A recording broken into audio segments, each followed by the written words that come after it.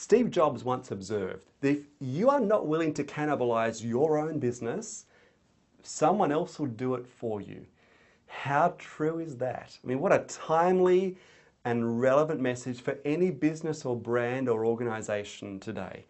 You know, as the status quo continues to be disrupted at a greater rate than ever before, simply relying on what has led to success in the past will likely come at the cost of not just your future success, but could well be your future survival.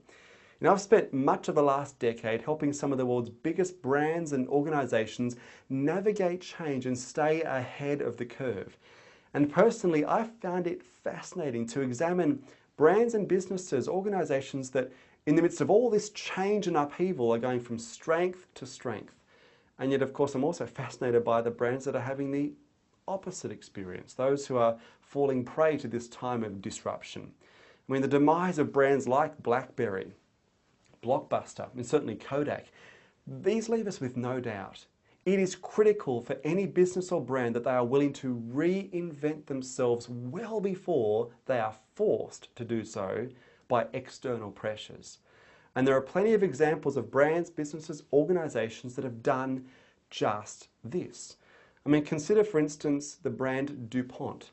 I mean, many years ago, DuPont were willing to sell off many of their cash cow iconic brands like nylon and Teflon, and they completely reinvented themselves as a business to the point where they are now a leader globally in food and fuel security. More relevant, more profitable than ever before.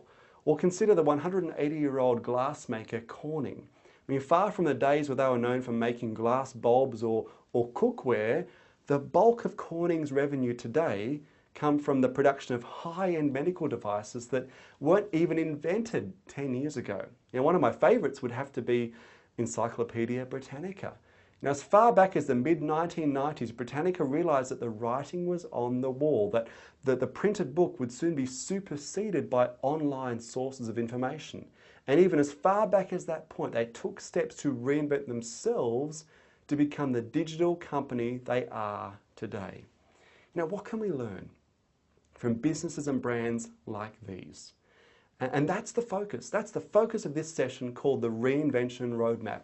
My commitment is that attendees would leave this session with a clear action plan, a blueprint, a practical sense of what will be required to reinvent themselves in the coming years and decades. This may well be by embracing new products and services. It may be by exploring new markets or new approaches. It may be by re-engineering old systems and processes. But the simple message is this: the future will favor the adaptable, just as opportunity favors the prepared. And this session will show you how to be both of those things, adaptable and prepared for everything that the coming few years will hold.